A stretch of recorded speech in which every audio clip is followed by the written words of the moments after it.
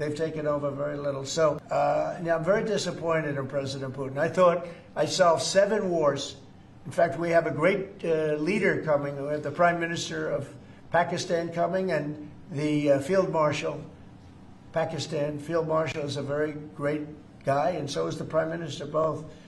And they're coming, and they may be in this room right now. I don't know, because we're late.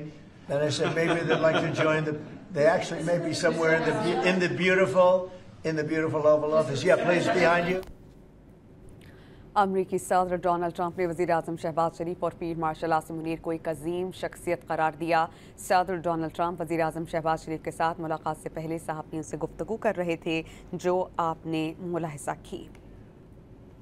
आपको इस बारे में बताएं कि अमरीकी सदर डोनाल्ड ट्रंप इस वक्त वज़ीर आज़म शहबाज शरीफ से मुलाकात कर रहे हैं। इन मुलाकात में ख़ित्ते में सिक्योरिटी सूरत हाल, इसके अलावा पाक भारत जंग और जो सिचुएशन जम्मू कश्मीर की है उस पर, और गज़ा और फ़लस्तीन की सूरत हाल पर बातचीत की जाएगी। वाइट हाउस में वज़ीर आज़म शहबाज शरीफ और अमरीकी सदर डोनाल्ड ट्रंप की इस वक्त मुलाकात जारी है। वज़ीर आज़म हाउस से जारी करदा एलामिया के मुताबिक वज़ीर आज़म शहबाज शरीफ पाकिस्तानी वफ़द के हमरा वाशिंगटन के एंड्रयूज़ एयरबेस पहुंचे तो उनका रेड कार्पेट पर अमरीकी एयरफोर्स के आला अहदेदार ने इस्तकबाल किया।